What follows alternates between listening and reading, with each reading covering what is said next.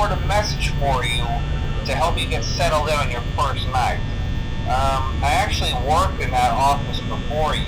I'm finishing up my last week now, as a matter of fact, so I know it can be a bit overwhelming, but I'm here to tell you there's nothing to worry about. You'll do fine. So let's just focus on getting you through your first week, okay? Let's see. First, there's an introductory greeting from the company that I'm supposed to read. It's kind of a legal thing, you know. Welcome to Freddy Fazbear's Pizza, a magical place for kids and grown-ups alike, where fantasy and fun come to life. Fazbear Entertainment is not responsible for damage to property or person.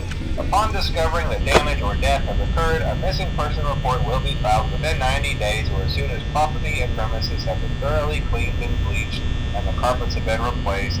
Blah, blah, blah. Now, that might sound bad, I know, but there's really nothing to worry about. The animatronic characters here do get a bit quirky at night, but do I blame them? No. If I were forced to sing those same stupid songs for 20 years and I never got a bath, I'd probably be a bit irritable at night too. So remember, these characters hold a special place in the hearts of children and you need to show them a little respect, right? Okay. So just be aware, the characters do tend to wander a bit. They're left in some kind of free roaming mode at night. Something about their servos locking up if they get turned off for too long. They used to be allowed to walk around during the day too, but then there was the bite of 87. Yeah, it's amazing that the human body can live without the frontal lobe, you know? Now concerning your safety, the only real risk to you as a night watchman here, if any, is the fact that these characters, if they happen to see you after hours, probably won't recognize you as a person. They'll most likely see you as a metal endoskeleton without its costume on. Now, since that's against the rules here at Freddy Fazbear's Pizza, they'll probably try to forcefully stuff you inside a Freddy Fazbear suit. Now, that wouldn't be so bad if the suits themselves weren't filled with cross beams, wires, and animatronic devices, especially around the facial area. So you can imagine how having your head forcibly pressed inside one of those could cause a bit of discomfort and death. The only parts of you that would likely see the light of day again would be your eyeballs and teeth that pop out the front of the mask. Yeah, they don't tell you these things when you sign up. But hey, first station of the breeze. I'll chat with you tomorrow. Check those cameras and remember to close the doors only if absolutely necessary. Gotta conserve power. Alright, good night.